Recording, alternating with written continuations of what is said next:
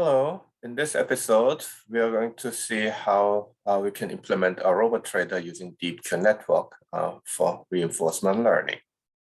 And let me just give a quick review on what the program will do. Okay, so first, the motivation.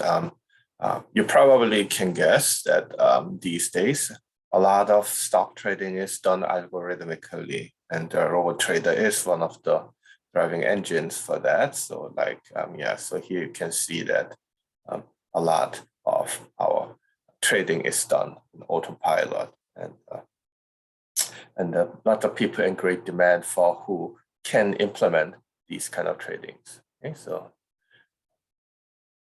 what does the program do? It's a reinforcement learning we did before. So I'm just gonna the ideally is that, buy low, sell high. So can the RoboTrader do this? Okay.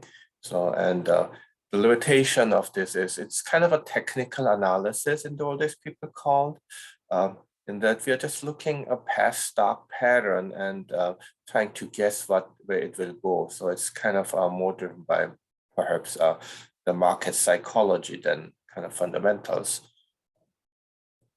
So what we use is in buying strategy, you need to have a limited amount of money. So you have the current budget and play within the budget. And also how many shares you're holding currently, so how you want to adjust it, current stock price and historical prices. That's what we'll use for the neural network to get information. What are the action choices? It's buy, hold, or sell. If you buy, then the shares will increase, okay? And the budget will decrease by the price times our share and some transaction cost if there's any. The hold is no change, and the sell will basically decrease the shares and increase the budget that you're holding the reserves. Okay. And the output is what? That will be the Q values for buy, hold, and sell, so that if after training, hopefully, the higher Q value will be the correct decision that we'll do. And how do we measure reward? Well, the portfolio net worth is the current cash balance plus the inventories of stocks you have. We'll just consider one stock in this case, but you can extend it, of course. Price times the number of shares. So, and the reward will be the current portfolio net worth minus previous portfolio net worth. So how rich did you get each period? So that's what the reinforcement learning will be targeting for. And the structure is, you can imagine, there are nodes for budget, shares, current price, and past prices. And we'll go through your network. In the middle layers, we'll use value. And then eventually the output will be 3 nodes of buy, hold, and sell Q values. Okay, so let's see how we can implement this in reinforcement learning.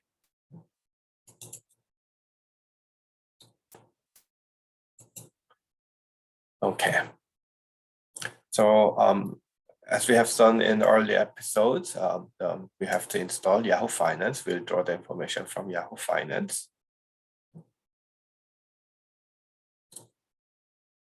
Okay.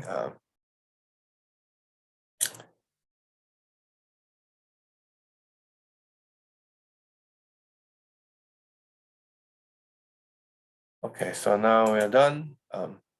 Let's import the libraries. We'll mostly use the TensorFlow, of course, for neural network, but Yahoo Finance and some of the other things.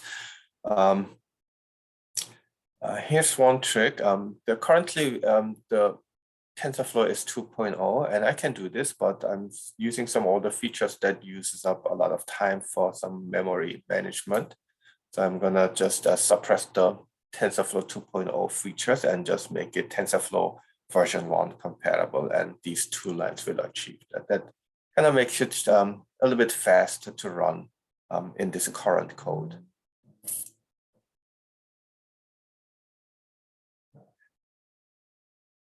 Of course, the code will run on TensorFlow 2.0 as well. So here's the Yahoo Finance API. So get the prices. So that's basically getting the prices. And here's our way to plot the prices. A DeepQ network. So let's see here. So this is the real part where the DeepQ network is. We have histories of 30 stock prices.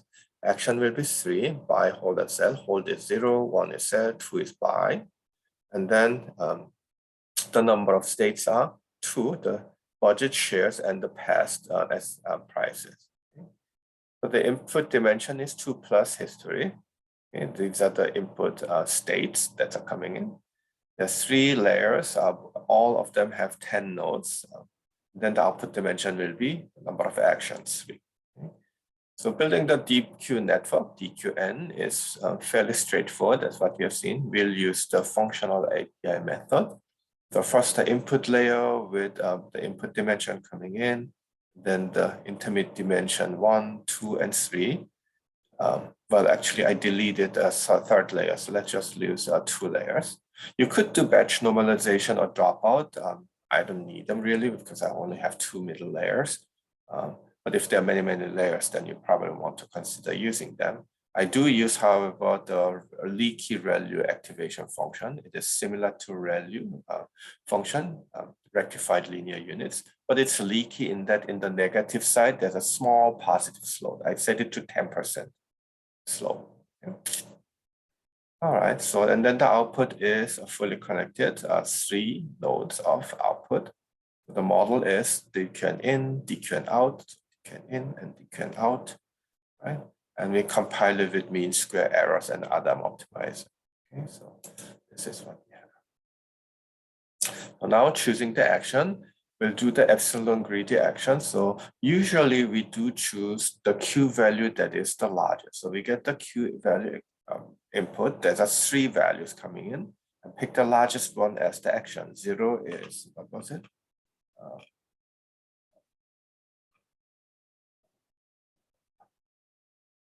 We did have somewhere the action 0 hold, 1 sell, and 2 buy, isn't it? So that will do. But then once in a while, actually the explore parameter usually we set it for explore parameters a small value, typically like 10% or something like that. Yeah. So with 10% chance, pick a random number and put A as A max. And if the A keeps being the random drawn integer 0, 1, 2, we draw between 0, 1, 2. So the whole buy and sell. But if that happens to be the Q value maximizing one, then choose a different number and keep repeating. So what it says is that with 10% probability, choose a different action than the optimizing Q value optimizing action. Why would you do that? Because sometimes following the myopic reward maximizing action may trap you into a local optimum. And sometimes you want to push it off to get out of it. And this 10% of the time will basically achieve that. All right, so that is about the action choices. And then we run the simulation, which is fairly similar to what we have done in Frozen. So you have an initial budget and the number of stocks. And then for the length of the prices minus history minus 1. So what we do is that the current state and current portfolio. So, so the current state is stack up the budget, number of stocks, and historic prices, current and historical prices, and then call it current state. And then the current portfolio is the budget and plus the number of stocks times share value. So that's the portfolio value right now. Then comes the Q learning, which is familiar. First, from the DQN, predict the current state. So given the current state, give me the Q values. And choose the action. So we send in those 3 Q values, hold, buy, and sell. And then in the choose action, so we choose the action, most of the time, the largest Q value action, but sometimes some other action choices. And then update the share value. And then given the action choices, A equal 2, it's a buy. Share value decreases, number of stock increases. If not A is a 1, then it's a sell. So then the budget increases and the number of stock decreases. And if not, that's a, isn't it? And then how do we get the next state? The next state is, well, now we change the budget and number of stocks, the budget, number of stocks, and the prices, and get the next state. The new portfolio is the budget, plus the number of stocks and the share value with these updated values. And then we can get the reward, which is the next portfolio value minus the current portfolio value. So the new one minus the old one. And the differential is deciding whether it was a good option. I mean, good action. And then get the maximum Q value, so max Q. Why we need it? Because we want to do the Q learning. So we keep all three targets, we copy first the old Q value, but then for updating, the action choice that we choose here, we chose 1A. For that particular Q component, we replace it with R plus gamma times max Q2. That's the Q learning part. And then to the back propagation, meaning DQ and fit.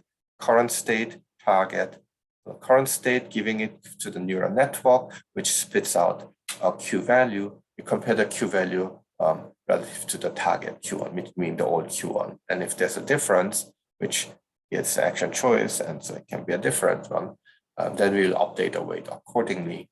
And then we update the portfolio and go back, isn't it? So this is what we run for episode. Okay. So that's the run the episode.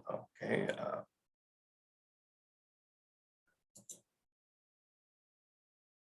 And let's see. So let's run the simulation. I think we run simulation, and the test episode is a similar one. We set the learning rate 1% gamma, the time discount to 99%, exploration actually 30% exploration. So 1 out of 3 will typically do. Let's build a DeepQ network. Input dimension, we didn't click this. We didn't click this, okay.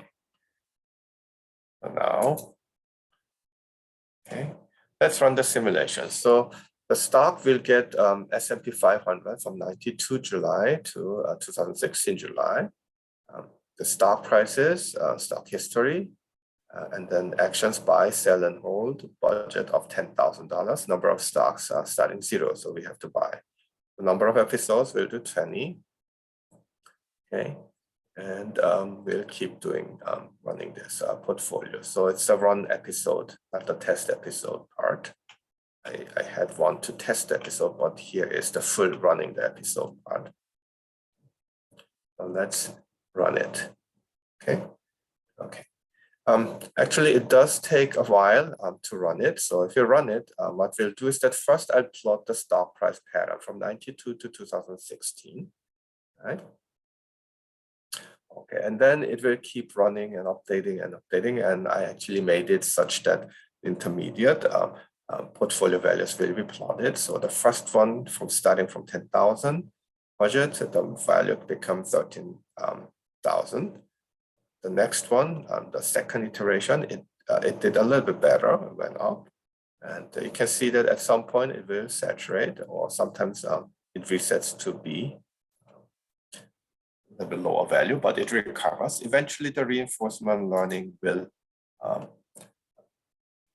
settle down to something that is reasonable. And here's the very final one. Okay, so it ended a bit low, but usually it settles here.